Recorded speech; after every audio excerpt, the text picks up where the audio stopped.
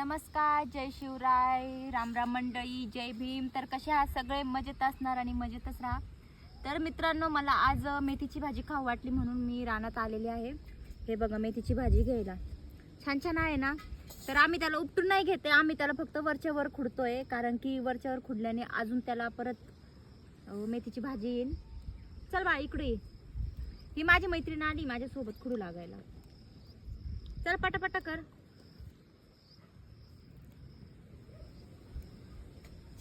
आता मस्त याला आम्ही शेंगदाण्याचं कूट टाकणार, हिरवी मिरची, थोडासा कांदा, कोणी कोणी त्याचे टोमॅटो पण टाकतात, पण मी टोमॅटो नाही टाकत. मी फक्त हिरवी मिरची, कांदा, लसूण आणि थोडासा शेंगदाण्याचं कूट टाकून मी मस्त भाजी बनवणार. हे बघा, या मंडळी तुम्ही पण भाजी खायला. हो का? ही माझी मैत्रीण. चल पटापट भाजी खुड. Hello handsome. हाय.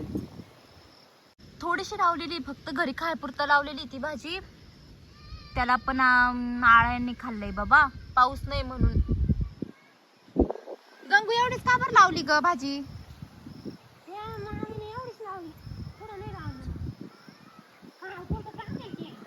हा, पण मग सगळी ती किड्यांनी खाल्ली ना अर्धी.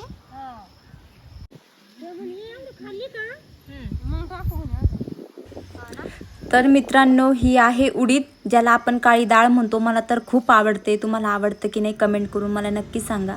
आणि वातावरण बघा मित्रांनो, किती सुंदर झालेलं आहे. ही माझी छोटी क्यूट फ्रेंड. बघा, एवढी भाजी तोडली मी, अजून भाजी शोधतच आहे मी. पण ती भाजी मी उपटत नाही आहे, कारण की ती छोटी आहे ना, आणि वरच्यावर खुडून घेतल्यावर ती परत उगल, त्याच्यामुळं मी वरच्यावर त्याला खुडते. हे बघा मित्रांनो, मी एवढी भाजी तोडली. आता याची मस्त सुकी भाजी करणार मी मस्तपैकी. तर कुणाला मेथीची भाजी आवडती मला कमेंट करून नक्की सांगा. आणि आमच्या इकडे याला मेथीची भाजी म्हणतात, तुमच्या इकडे याला काय म्हणतात ते पण कमेंट करून नक्की सांगा.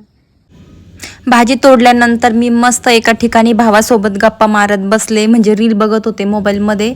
आणि तुम्हाला सांगत होता दीदी असं असतं तसं असतं, म्हणजे तो मला शिकवत होता, म्हणजे मला काहीच कळत नाही. भावांचं असंच असतं.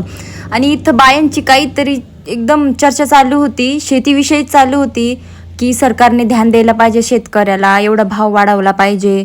आता पाऊस पाणी नाहीये, कसं होणार? आणि जे कामाला बाय येतात त्यांना पैसा जातो, औषधाला पैसे जातात, सगळ्याच गोष्टी सांगत होत्या ते.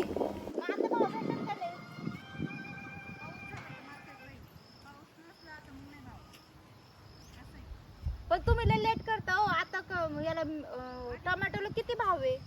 आमच्या इकडे 150 रुपये किलो आहे.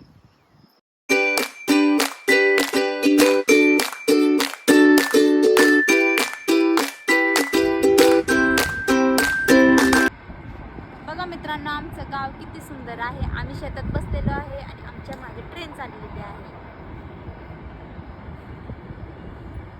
कोणती होती काय माहिती, पण नाशिकला जात असेल. मग नाशिकचीच आहे. मग कुठं आहे? नाशिक इकडे आहे ना, बावड. इकडं नसेल गाव आहे.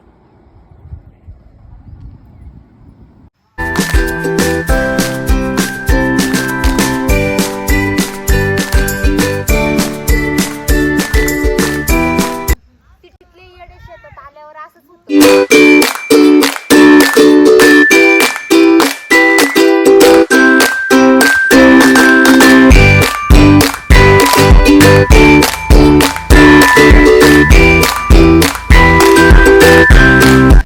तर मित्रांनो, तुम्हाला माझा छोटा व्लॉग कसा वाटला कमेंट्स करून नक्की सांगा. मला काही एवढे व्लॉग्स बनवता येत नाही, प्लीज मला सपोर्ट करा. Bye bye.